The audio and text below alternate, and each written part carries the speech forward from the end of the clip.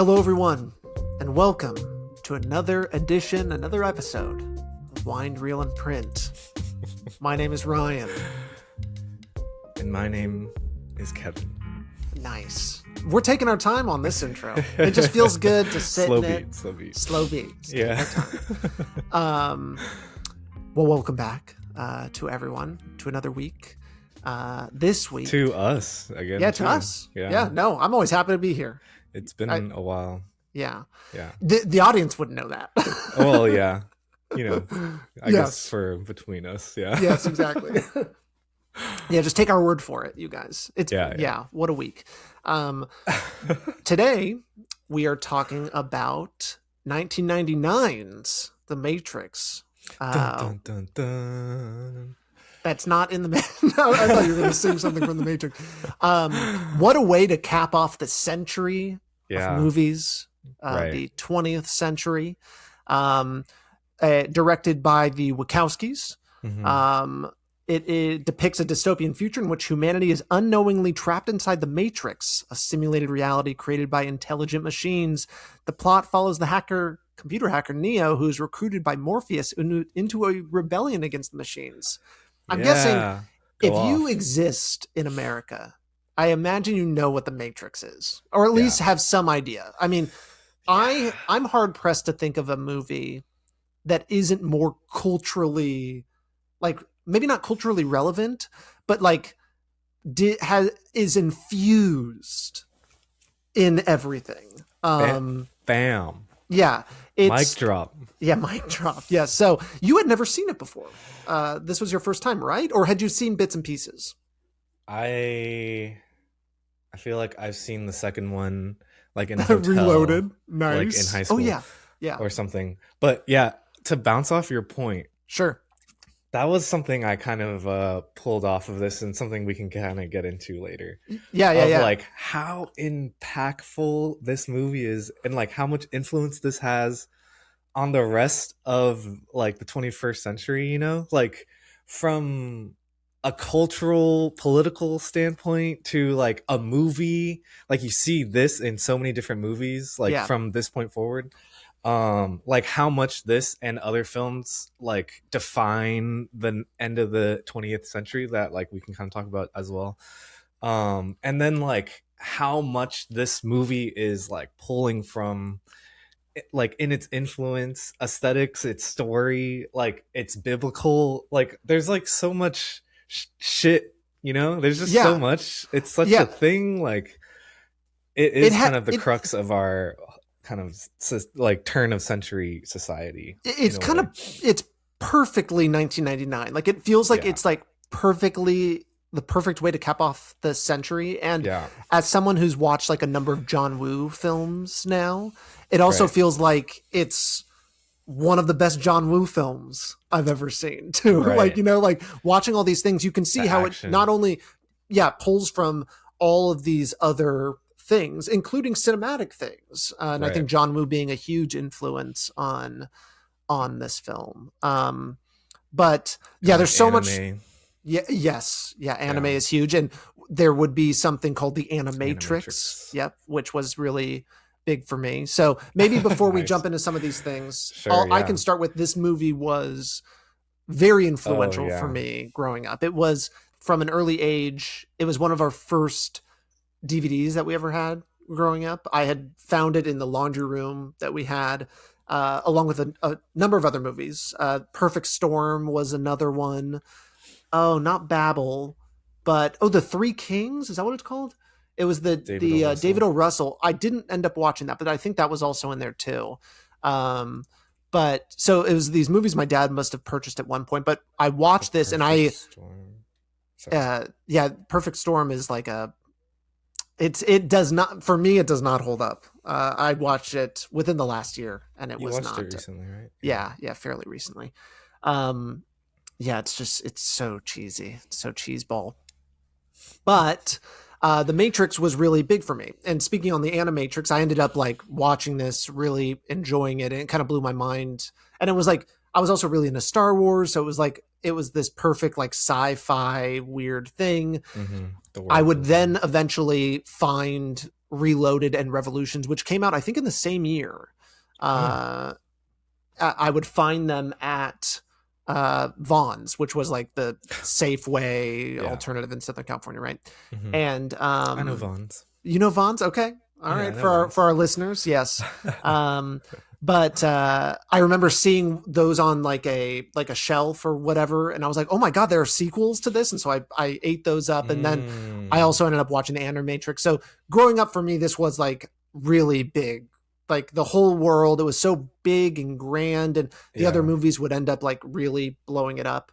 And so it holds a very special place in like my in my growing up, I guess.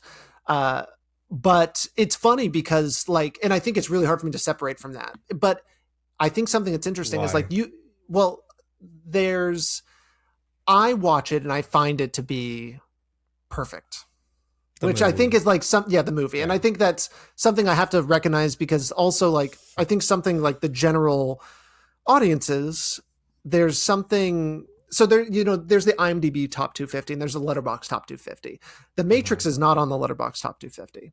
And I think generally I can understand it, why it isn't. I think there's some things that are pretty basic about it. Maybe it doesn't, but I think like we had kind of mentioned,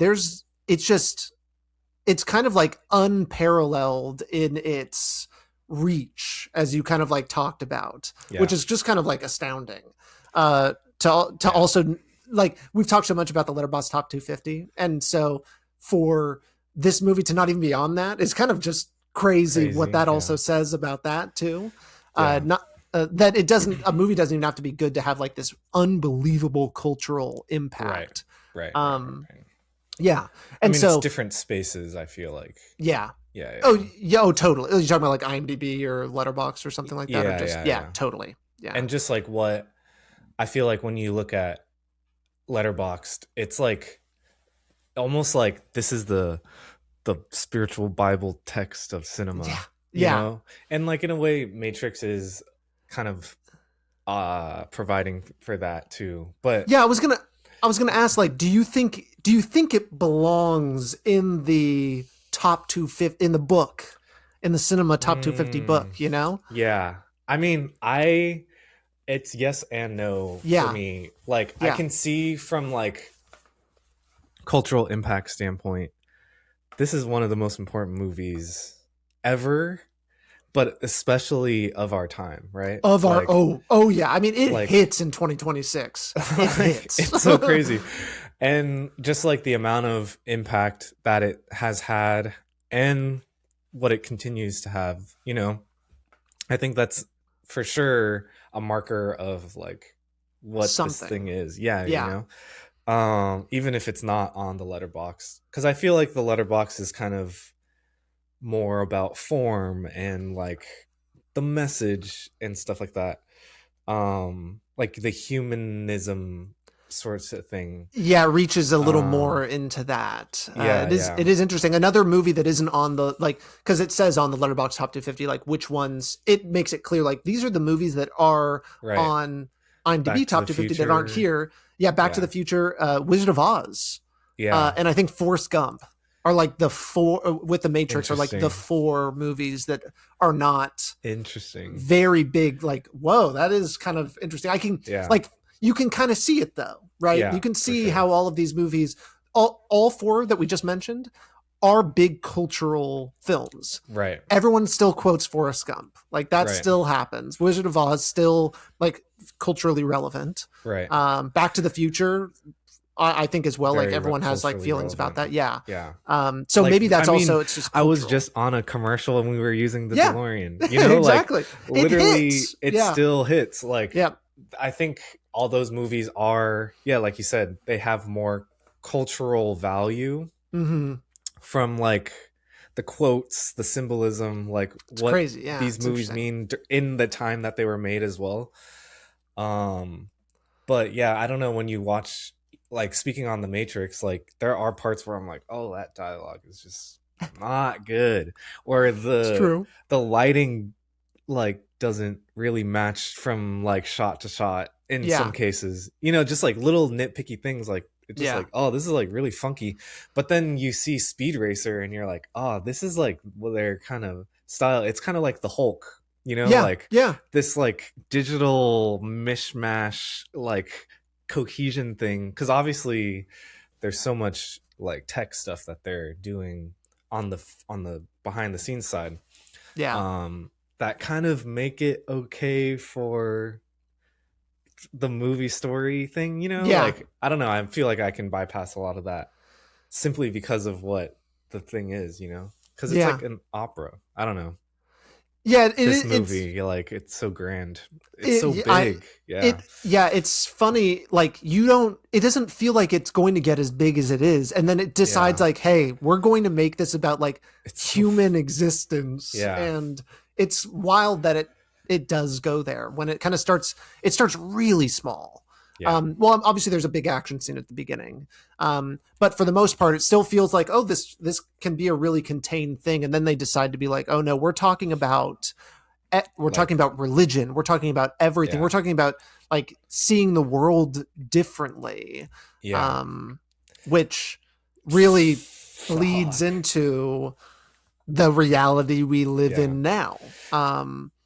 I mean, I can see it, like if I had seen this when I was 18 or something, Oh, like do you think I could you see would this have gone rocking my fucking shit. nuts? Yeah. Yeah, cuz like this is how I was thinking at that age, of Yes. like breaking your reality, and Yeah. like what you see is not what is there, you Yes. know, like Yes. in a way we are living a simulation, not in that like it's computer digital world, but that like a lot of what we see and experience is like fabricated before us, you know what I mean? I mean, what it also, and Like for the me, programming. you said it would bang for you at 18. It banged for me at 10. Right. So I think even earlier it would have hit for you, Right. I think too. Right, But right. yeah, there is I mean, something. it's I so mean, crazy. our senses are what they are, and they can Right. lie to us. They can be tricked. I think something, this one thing that always kind of comes to my mind is like they did this test basically with a VR headset. Mm-hmm. And VR headset obviously takes control of your eyes. It's got like a gyroscope. Is that what it is? Is that what you Something. call it? Sounds Something like real. that. Gyrocopter. Anyways, they did this thing where basically they have a wall, and if Uh-huh. they wanted you to put on the headset, and in the headset was a straight hallway, and they said, keep your hand on the wall to your right and just start walking. And so they would start walking, and the hallway would never end. And they could keep walking and walking and walking. Turns out, though, their hand was on the room that they were in, literally the room, was just a circle. And it was Uh-huh. just enough that they didn't even know that they were walking in a circle, but their eyes were telling them that they were walking in a straight line. Oh, whoa. And so we could be, that just shows you can be tricked. Right, right. It like, and Ready Player One, I think, is another like Yeah. that can be in this kind of realm of talking about this too. Right, right. Is like how addictive it is, and I think The Matrix talks about that too. About like it goes the other direction where it's like, oh yeah, there's this whole thing you want to get out of it, but then there's a part of the Matrix some people want to be back in. Yeah, and I think that was a really great twist. Yeah. To have like that kind of character be like, you know what, I know that steak is a lie, like how juicy it is, but what does it matter? And such a nihilist kind of way to think about it. And then not only to do that, but also to do the thing where it's like, oh yeah, I'm going to have my mind wiped, so I don't even know it's fake. I just want to be back into it and live like a dumb life again. Yeah. Yeah. So I think you bring up some good stuff. Like for me, I feel like I figured out the movie, what it was gonna say within like the first like 15 minutes. Oh sure. Like from a story standpoint, yeah, but I think there was this really great shot of like a television screen, and it's like the surveillance camera of Neo in the interrogation room, and then it becomes the shot. Yeah, it goes into the screen, doesn't it? Yeah, right? Yeah.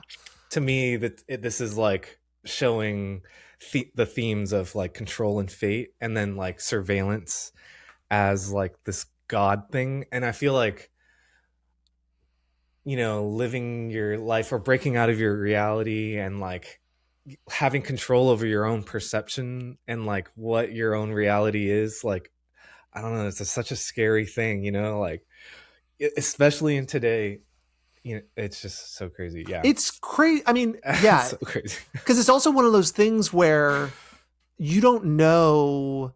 It's one of those things about the afterlife too, right? It's one of those things where, can you disprove it? Can you prove it? Like you can live in this space and be like, is it a simulation? How would we know if it is a simulation? It's kind of crazy to have a movie kind of do that. And then you think about it. And so, Truman Show. Yeah.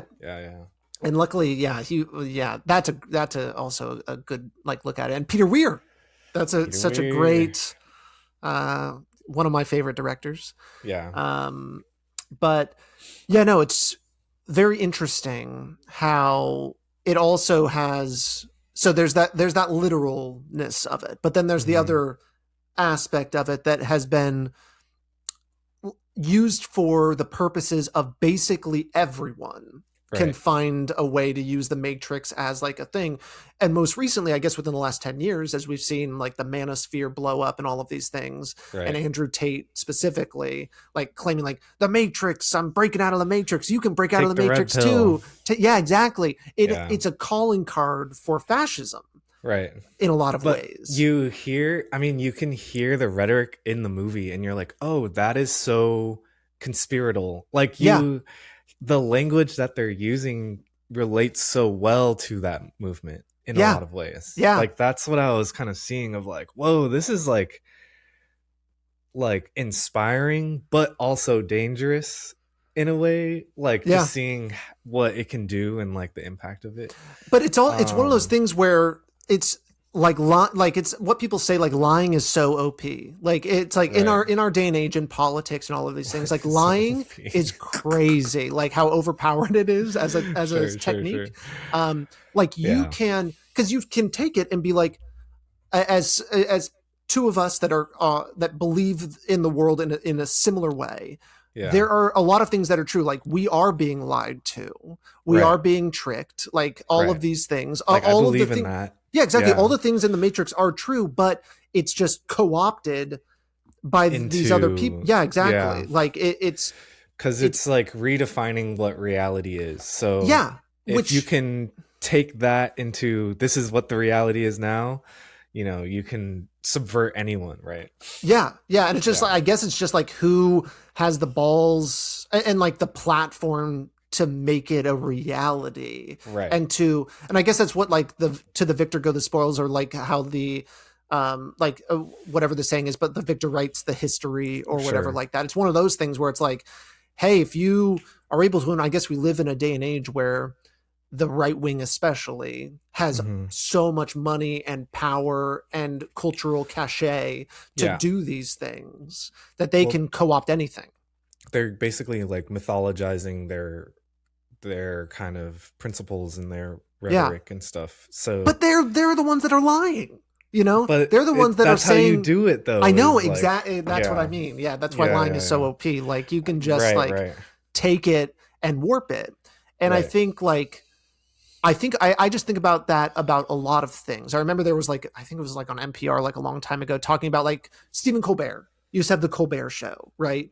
And he would he pretended to be a right wing guy, and it was very much hey, it's their take on it. We're kind of making fun of the right wing, but it turned out in this piece right winger, people that were right wing or right wingers would watch it and be oh my God, I agree with this guy. and other people would be oh my God, whoever believes this is crazy. It literally didn't move the needle in any direction, because people see what they want to see too, right. And that's what I mean.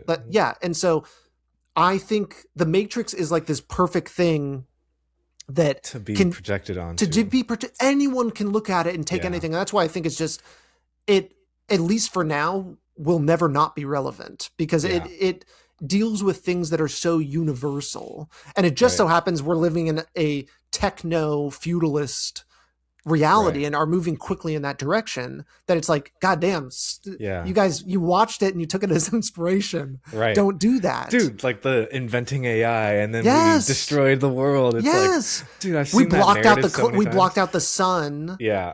To stop the machines. And then now we're the batteries. Yeah, exactly. yeah, it's just such a Insane. crazy thing. Yeah. And I guess the Terminator did something like that too way back when. And people always talk about like Skynet, which Sure. was the AI. Terminator version, right? Yeah. And there's definitely some overlap between like the way these see the realities. And I 2001 imagine, and stuff. yeah, 2001 too, Yeah. about like the rogue AI, Yeah.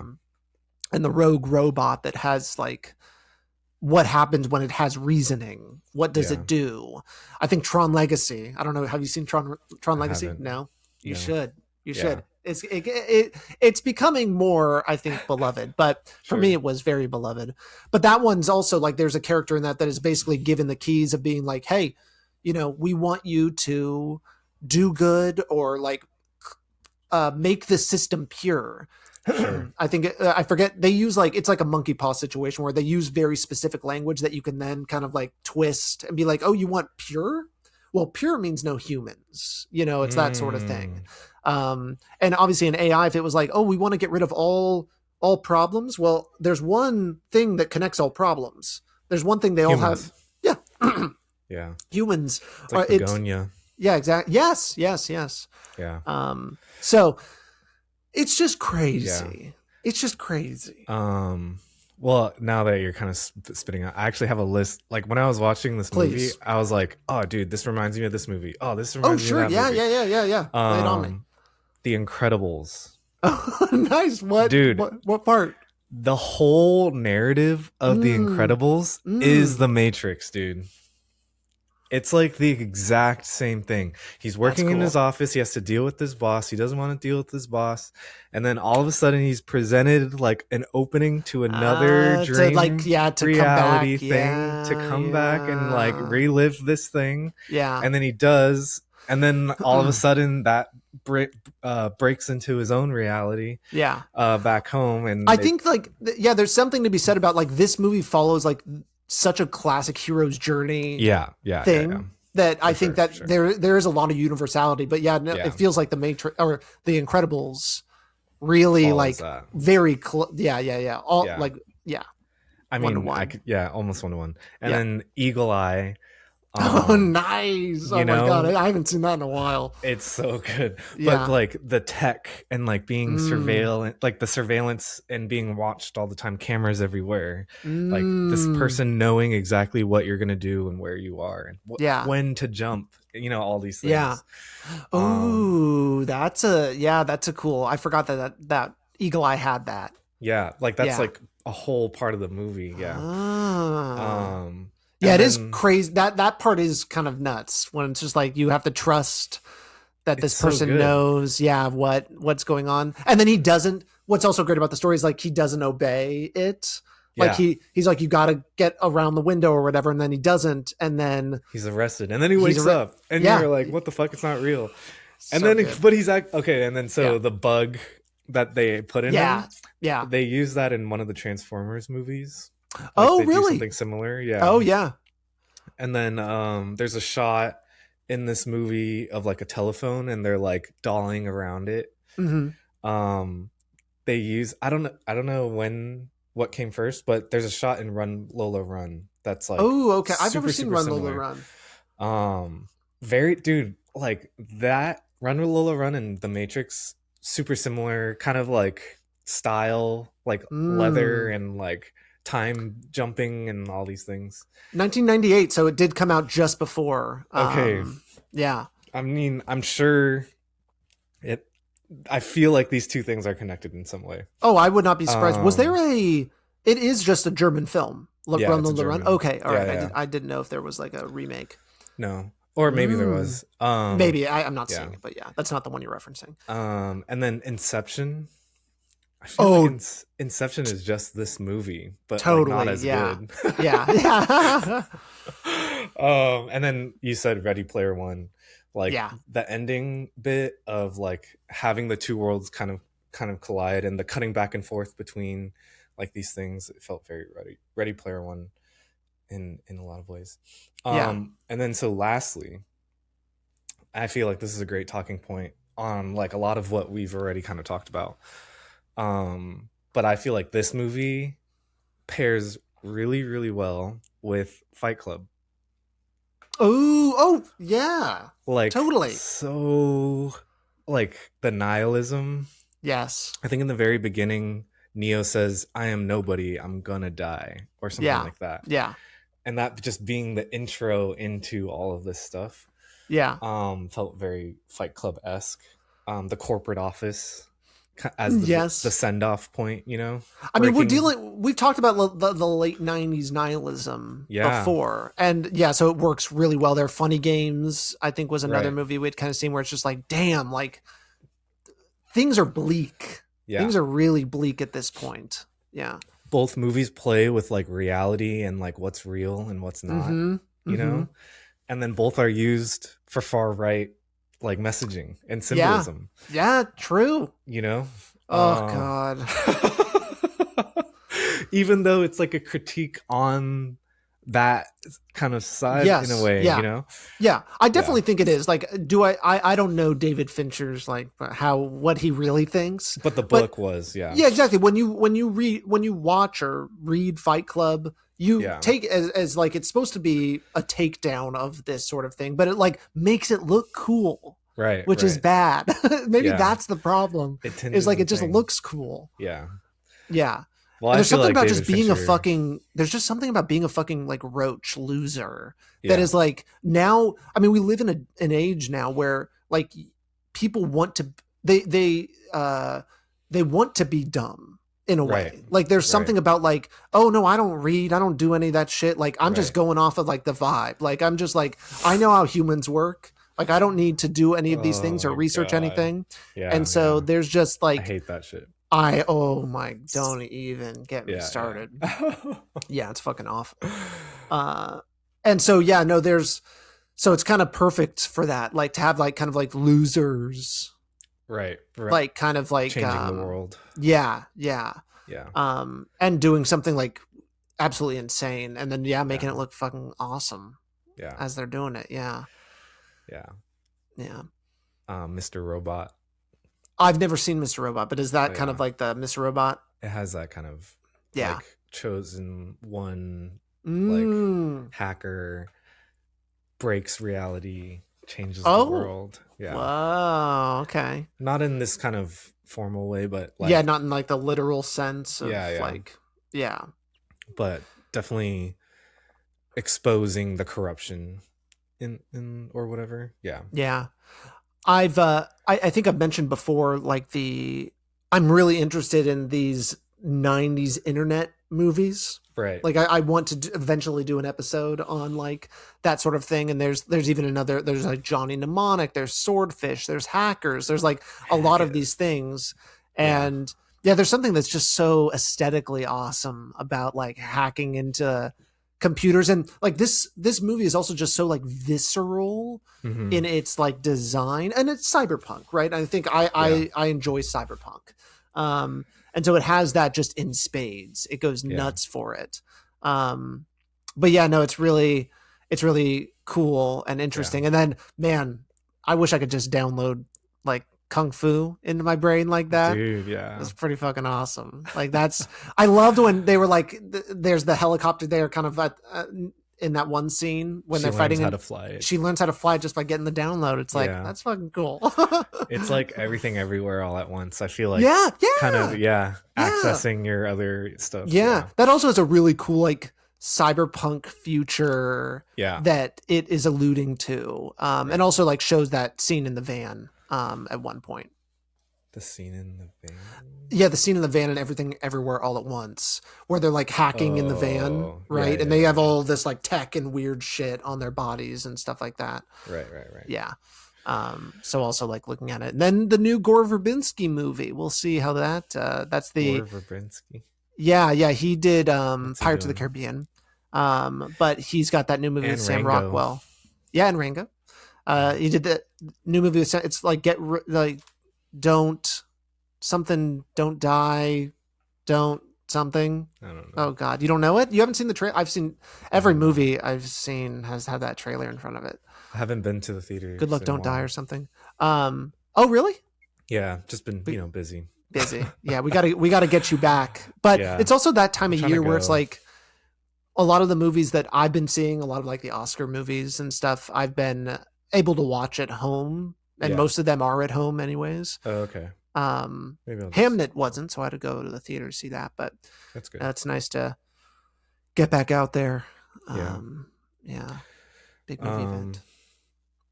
Yeah, I'd love to talk about the influences on this movie or like things that they're pulling from. Yeah.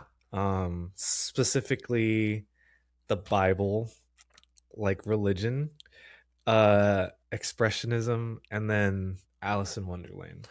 That being a big one, and it makes sense. Yeah. You know, that one really tracks. And then the use of the chosen one, and everything like that. I think that goes into so many different things, but yeah, that feels very biblical. Yeah. There's, I mean, Nebuchadnezzar. Oh yeah, Zion. Yeah, is Zion. like the last human city. Yeah. There's yeah. like so much that they're putting into this. Yeah. I mean, there's so many Easter eggs and things like that. They just love those little things. And then the next two movies also just keep adding more and more to that. They're like obsessed with like the philosophy and things of that nature, which is, it's cool that that's the direction they went. Is they're like, all right, we're gonna be well read, right, and just like throw all these things literature in there and kind of. Yeah, exactly. Have you heard of this show, The 100? I see the poster in my head. I've not, like so I've heard of it. I have not seen it. Yes, everyone's falling. I know the font. Yes. Yeah. In like later seasons of that show, they do a lot of like Kevin watching TV. This was a while ago. This was like, okay. Hey, that's okay. I mean, not to qualify anything. But I did really enjoy the show because of the way they kind of use religious like iconography or religious kind of inspiration in a futuristic dystopian kind of environment. And they kind of expand on this idea of like AI destroying the universe and like the different sects of people that kind of evolve over the course of this time. Yeah. The people who live underground, the people who are stuck in the space station, people who, are far away in a different universe. Like they play with all these things. And then the like false prophets, the people who like save the, like they have all this mythology built into the thing that, there's Gabriel and there's like all these things. It just feels very Abrahamic, if you will. Yeah. I mean, I mean, even though we live in like one of the most secular like periods of like human history in a lot of ways, there is still like this like wanting purpose, right? And I think like it is such a clear purpose. I think it works really well in just the movie form. Even like that, it's about like a character gaining purpose and doing something. It works. It is very empowering, right? Like, seeing the story. I don't know, for me, like in your own life, confronting the giant structures and the people that control, or the things that control your existence, it can feel kind of intimidating. I don't know. But hey, it's nice having the story, you know what I mean? Yeah. I feel like you can do anything. It makes me really want to like. They got to make like a cyberpunk version of the Bible. I'd watch that. That'd be pretty fucking cool. Ryan, you got some good fucking ideas. I just throw shit together. That's that would be fucking like Jesus in like a cyberpunk world. That'd be pretty fucking awesome. Yeah. I could see certain like denominations being like, yes, that will help get Jesus out. I wonder. Yeah, you think? And then there's some people who would be like, this is Satanism. So blasphemous. Like, yes. Yeah. And hey, maybe it is Satanistic. Yeah. I don't fucking know. I'm just trying to make things that are cool. There is a animated movie about like David in theaters that just recently came out. Yeah. And then they just did the same, like, you got to do something a little more interesting. Don't just do 1-to-1 David. Yeah. You got to do Space David. Right. Like, I mean, I feel like I guess that's where you get into the blasphemy of like you're changing the Bible. Yeah, exactly. And it's like what, Um, because they really are about evangelizing, where like right. you watch the Matrix or you watch any of these other things and you don't like come out being like, oh my god, I want to be a part of religion. Yeah. I think it's like the osmosis that we all feel with religion is Yeah. like there are all these parts that are really great about them, and there are plenty of things that are not Sorry. so great about them too if you like follow Yeah. them to a T. Yeah. um Yeah. Well, so like I just went to the Buddhist temple yeah, on Sunday for the first time, and like I was like, oh, this will be different than church. Blah blah blah. was it the It's same? the same shit. Wow. I mean, like you have, like, I don't know. I guess this is a really good time to speak on religion, like what what these things mean in our lives. Because I feel like you grew up religious or had religion in your Yes, I life did. growing up or Yeah, something. yeah. Yeah. And I grew up in a Um, town, Yorba Linda, which was like the super most per religious. capita churches, like for how many people were Fuck. there. Like it was Yeah, like yeah, yeah. every corner had a Had a church. church. It's Yeah. like corner stores in Yeah, Oakland. exactly. Yeah, no corner stores, just like Eh, strip malls and and churches. churches. Yep. Yeah, it's so like I mean, I grew up um in an Episcopalian Yeah. kind of denomination and had all those like was baptized in whatever. Same. Hey, Um we're gonna get to heaven. yeah, hell yeah. Yay! First communion, first communion. Communion. Yeah, Yeah. I was gonna say Nice. communication. Okay, so you got to go back. They got to send you back. But there is like this weird kind of like obligation to these things that you need to do, and like the things that you need to say, like the rituals and stuff, and like being part of a community, and like your purpose in all these Yeah. things. Like they kind of, it feels like enforced on you, or like Well, they want most of the time they make you feel bad if you don't do it, right? I yeah, mean, yeah, that's when it's like, oh, this feels forced. Like yeah, clearly, this is not. Yeah, it's hard because like there's plenty of things in life that are hard to do, and you should still do them, right, right? for sure. But maybe it's because like so many of these other things are more, I don't know if worldly or is the right way to put it, but like Mm, affect you in the reality you live in currently, right, where like right, religion a lot of times is working on this totally other thing that doesn't even have like like results that are clear to right. see. Well, um I mean, that's what I was like, because I feel like always in contention with like if I were to pick a religion, because I feel like at some point I should pick a religion, like yeah, just to I mean, have it's one of that those things. thing. What's wrong? Well, Like, there's no downside, really. yeah, yeah, Like, that's right. the other thing. Is like, hey, Um, yeah, just like having hit just them to all. have a It thing, you know.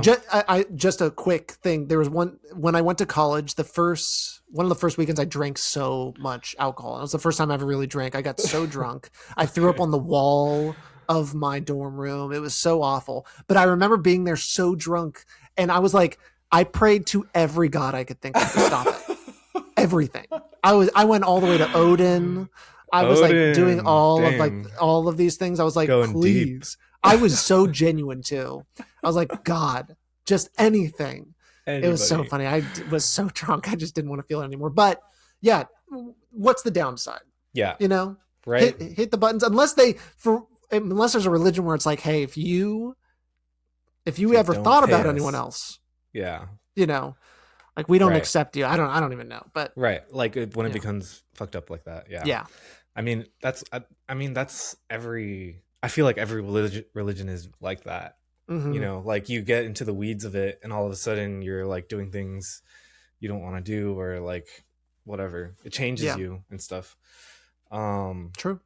I don't know. I just feel like I should pick, but I don't know where I was going with that. Anyways, like in the thing, in it just like how do I say this? Whenever I went to church when I was young, it felt like the sermon was like a big thing and like important, Yeah. and like you're supposed to feel something during it afterwards. Yeah. It's like meant to be kind of like a performance Yeah. thing, Yeah. you know. And what's important about the sermon to me is you should be able to take what is being said and like Apply infuse it. it into your life, apply Yeah. it to your life. Yeah. You know, like it shouldn't be like so what's the Like so word, specific like that it's like didactic. not Yeah, that it can't be related. That's like literally just it like is this one thing and you can't, yeah, not like realistic. they're basically for so in the Buddhist during this thing, not to fucking air out this guy, but like Go he's for just it. like he's repeating the story of like, you know, this guy, he's on one side of the river and then it has to cross this thin path to get to the other side of the river, and on the other side you reach nirvana and is like where all the Buddhists are or whatever. Must be And pretty so chill. Probably pretty cool over there. it was pretty chill. Yeah. They're all like meditating and stuff. But Nice. like, you know, when he's saying like, oh, this side represents the whatever, like quoting the original text. And it's like, how does like I can't really like relate that to my life or anything, you know? Yeah, I think that's really related to what I told you right before we started recording, which is I watched Hamlet. Oh my God, Hamnet recently. Shame. But they performed Hamlet in it, and it was one of those things where like it's hard. Sometimes it's hard. Okay, maybe I'm a dumb.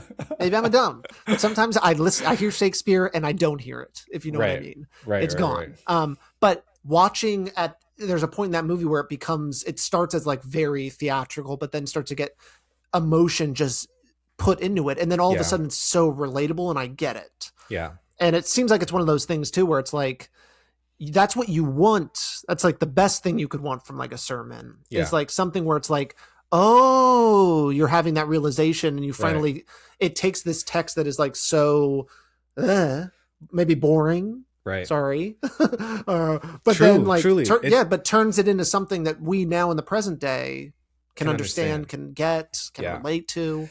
And that's to me what you are as the preacher person. Yeah. What's it? Reverend. Reverend or pastor or whatever it is. Yeah. Like you are this vessel of like understanding what this text is saying and applying it to our time now and like our lives now. And the congregation, you should know your congregation and know what they want, know where you are. Like you can literally relate it to like such a specific time and moment. Right. Exactly. Like our cultural whatever. Yeah. Yeah. Yeah. And then so on a tangent to affirm your point on Shakespeare. Yeah. I forget who said it. I think it was something. I remember hearing this close to like the Macbeth movie from Joel Cohen. Oh yeah. The Denzel Washington, Francis McDormand one. Yeah. Of like, if you hear really good Shakespeare, you know what they're saying. Yes. You know, like I just got it. Yeah. Yeah. I was like, whoa. It's in the performance. It's in like the emotion. It should come off as real kind of language, you know? Yeah. And once you hear it, then you can understand it. That's why I love that movie or Macbeth and Hamlet too. Yeah. Because it's like doing all that kind of stuff. Like it's kind of almost a bummer that we're all introduced to Shakespeare in like high school, elementary, middle school, high school, you know, like it's like, and no kid is saying it right, that you're just like, this is the most boring fucking crap I've ever heard. But you also want kids to hear it early. So it's like, it's one of the, you just need, you need like a seriousness. And I think there should be more like understanding of Shakespeare and the importance of it and what it means and things like that. I think there's a lot to learn. So I think you got to bring professionals in to say it right or perform it in a way that's relatable to people. And I think that's why like Romeo plus Juliet or Romeo and Juliet, whatever, the Baz Luhrmann version, that was like, of all the ones we watched in school, that one hit, I think. And there's a lot of reasons why it did, because it's exciting, it's fun, it's got people you can relate to.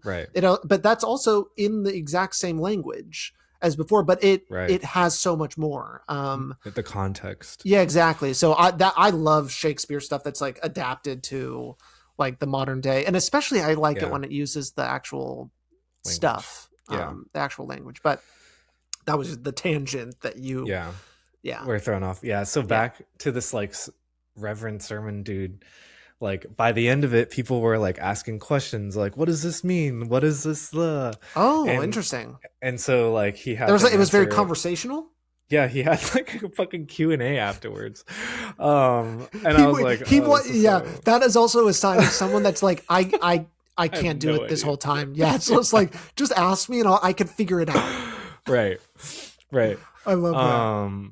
But I don't know, to me, it's so funny because to me, I did relate to the story of like, sometimes you're on one side. Oh, maybe this relates to the Matrix. Here we go. This relates to the Matrix. There we go. Of like, the story is about this person who's like running away from, they say, beasts and bandits, right? They're like coming and attacking you, and they're coming from behind you, from the left and right, and you're surrounded, and you can only run straight forward. And you keep running in this open field until you reach this place where two rivers meet. It's like this one river name I forget, and then this other river. I won't hold you to it. Oh, it's like a river of water and a river of fire. Oh, Jesus Christ. Okay, hell yeah. And in the middle is this small path. It's like 3 feet wide or something. Okay, so the rivers kind of go in and kind of like yeah. And so the fire kind of encroaches, the water encroaches, but you have this small narrow path, right? And so you can't go around the river, and you can't go backwards because you're being chased, right? And so in this thing, it's like Buddha tells you like you can go forward because there is a path, you can go forward, and like entrusting in the straight and narrow path, as they say. You got a phone call from Morpheus, and Morpheus is telling you, go, trust me on this one. And so as you're crossing, the beasts and bandits will call out like, don't go, it's too dangerous, or like it's safer over here, or like we'll take care of you, like lies or whatever. But Buddha says you must be confident in the straight and narrow path, and you must always look forward. If you look back, then you die, right? And so once you reach the other side, you will like reach nirvana or whatever. And that, that's basically like what the Matrix is like kind of confronting this impossible thing to get onto the other bank. And find new reality or something. And here's something really interesting that I think what I really liked that the movie did was so there's an oracle in the movie, right? And Morpheus is 100% sure Neo is the one. Like he believes it. There are people that just believe this, but Morpheus is like the number one believer of this thing. And so basically sends the like at one point sends Neo to talk to the oracle to hear what she has to say. And the oracle tells him, you're not the one. And he's like, oh shit, like that fucking like that. Okay, that sucks. Like Morpheus said that or whatever. He goes to try to tell Morpheus, and Morpheus is like, don't. Whatever she told you in there is what you needed to hear. And so for the rest of the movie, Neo thinks he's not the one.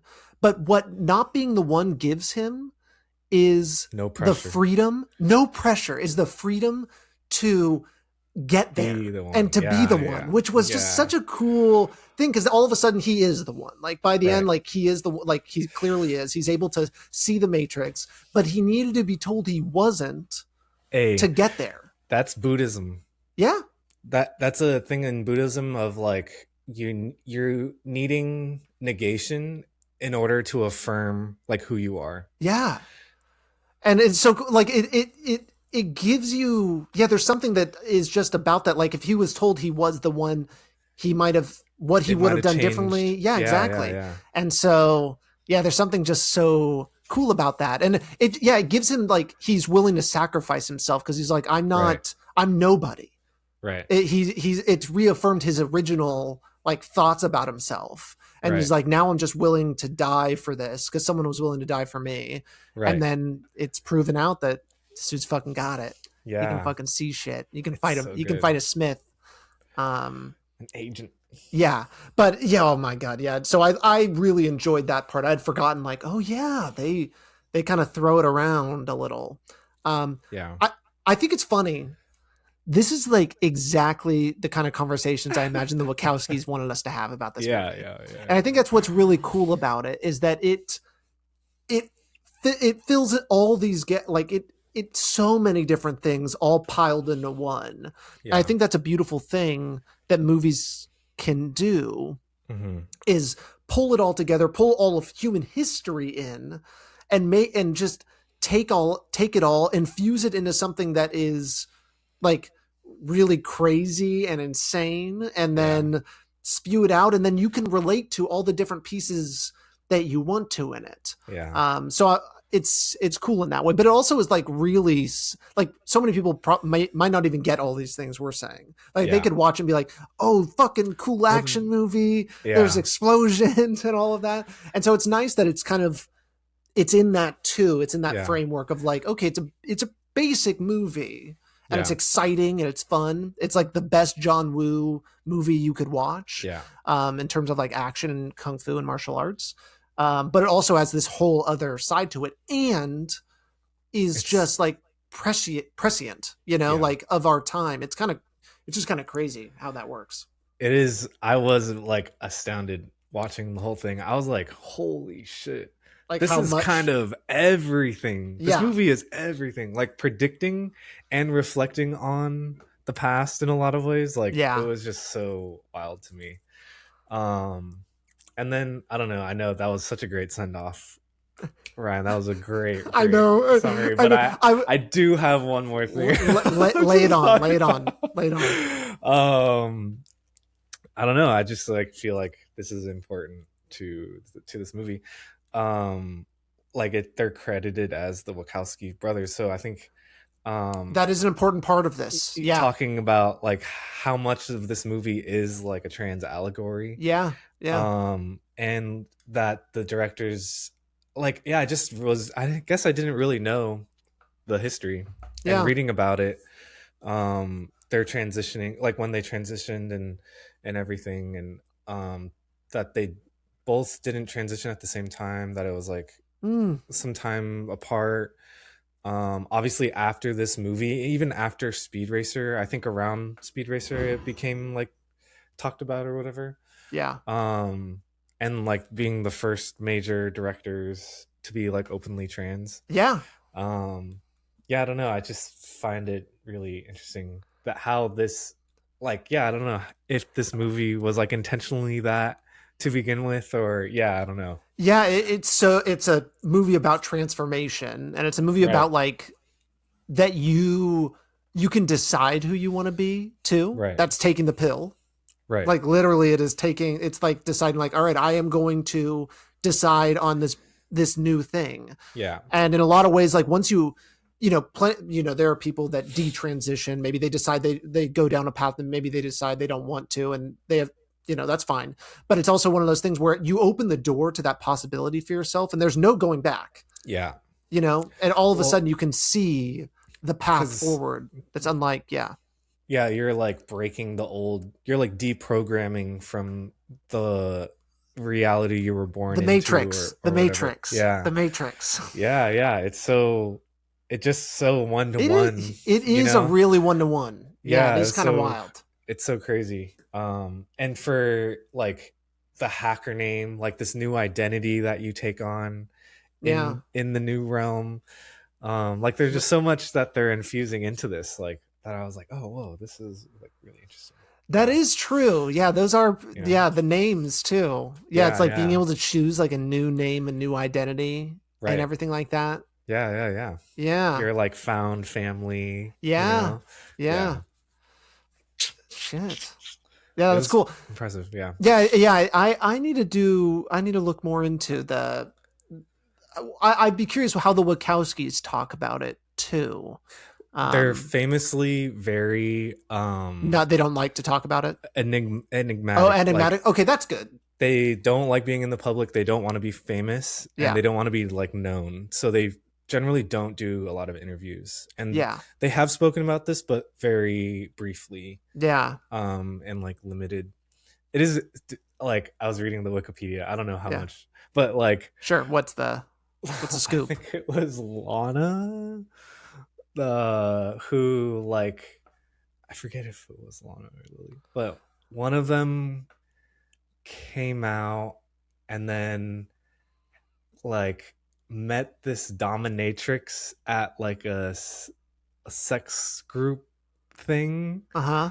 and like formed a relationship and was like already married at this point, Wow. and then divorced original wife and still married to this like BDSM like club. Sure. Yeah. Hell yeah. I was like, that is the most like LGBTQ coded story. Like, Yes. that was so funny. They went all in. They're like, all right, let's check all the You boxes. can just go all like Yeah. if we're really gonna Yeah. I thought that was great. Yeah, that's pretty cool. Yeah, there should be more conversations, I think, about like what this kind of means for Right. the transformation. I bet there are plenty of people that talk about it, Yeah. but Because there was a, to me, trans coded character in this movie. who do you think that is? Switch. Oh, Switch. Yeah. And their name is Switch. You know? True. It's Yeah. just like, I mean, I will say the movie is so intentional yeah. that I wouldn't put it You past them to do that. Yeah. You know? It has to be. Yeah. Yeah. Yeah. Because that's all this movie is like, huh? You catch that? Right. Oh, you catch that? Right. That's like, what. all the hints, all the little breadcrumbs. Yeah. Yeah. Like literally everything is a reference to something. Yeah. Yeah. Yeah. It's interesting. But yeah. And then this movie just like, imagine being like a filmmaker and then your movie like becomes anything and everything to anyone. Yeah. It's kind of crazy. Like, what could they even say at all? Like, you know, we can watch it and take anything we want out of it. It's just nuts. There's not a lot of stuff like that. So back to the Buddhist temple thing. Sure. Right. Let's go back to the temp. With this story, I related to it so much in my life. I feel like I was lost and like running through an open field, being chased by bandits and beasts, people giving me bad advice or like telling me the wrong things to do, you know? And like all your life, you know exactly what you want and you know what's good for you. Yes. You're just really scared to do it, you know? Yeah. And take the risk to make that happen, you know? And I think when I found cinema, like found this thing, I just knew and like was able to follow that so tightly and concretely. Yeah. With like discipline, you know? In ways that I've like never been able to do with something before. Yeah. In a lot of ways. It makes me wonder, what would Kevin be doing 200 years ago? Right? I mean, where? True. I've always thought about that. I've been like, I probably would have gotten into religion. Yeah, I think I would have been a priest or something like that. Because I've always thought like that one. There's something so interesting, and we're talking about this right now, like interpreting this thing and performing it to people. I think I would have gravitated towards that kind of life, and it would be set up to like it's a life that kind of makes sense, and you can look at like movies and understand how it's done. Those were the only literate people back then. Yeah, as well. Yeah, that was a big part of it. Yeah. I definitely agree. I would not have wanted to be on like the conquistador shit or anything. I'm not looking to go to places. I'd be like in a frontier town, just talking to people and letting people also do their thing. I don't want to be a bad one, because it's obviously been used for so many bad things. Yeah. But yeah, I think that's when I've thought about it, I've been like, oh yeah, I probably would have gravitated towards that. Maybe some art thing. Yeah. Or I definitely, some religious, because to me, how I relate to this Buddhist story is like cinema has been the religion or the equivalent of religion for me in my life, you know, like you said, that thing that connects you to your reality or something. And what was super cool, the Reverend saying that in Buddhist whatever, there's like the original text says like 84,000 different paths to this place, that there's, for as many people that there are on earth, there are that many different ways of reaching nirvana. You know? Yeah. And that like this path is different for everybody. Yeah, I don't know. I just like I think it's yeah. like hitting on that. And just like Ooh. I mean, it's the same thing in the Matrix, which is basically like telling you you're not the one. Right. Telling you there isn't just one path. Dang. That it is, that you can do it in any other way. And there's a release and a relief to not feeling all that pressure of like, I need to do it this one way, and it is only this one way. Right. Yeah. So. Yeah. So yeah, just like when I feel and experience the Matrix, I just can see so much of how cinema is like religion for like our time today, and just like how much of the cultural cachet that this thing has. Yeah. In terms of like guiding us and like giving us things, Yeah. It's full of it. It's so crazy. Yeah, it's a buffet of all the things, and 10 years from now, I don't even want to know how it's going to be used. It's so crazy. Yeah. I mean, like, yeah, truly. Yeah. Crazy. Well, great episode. Yeah, that was good. So much. I'm happy that we were able to dive into this. Thank you for watching it. Thank you. That was way better than I expected. There we go. That's good. Yes. And I was expecting a lot. Just to say, Yeah. We'll have to watch the other ones maybe one of these days, and maybe be disappointed. I like them, but maybe I'm sure they're cool. Yeah. They do a lot of cool things for sure. Yeah. But the first one's like such a banger. Yeah. No, it goes hard. Yeah. All right. I made a list of like undeniably influential movies of all time, and I put this in there. You can't. It just like has done so much. You can't deny it. Yeah. Well, shit. All right. Well, now we can. There we go. The send off begins. Thank you, folks, for listening. We'll see you next time. That's a wrap. Bye-bye. Bye.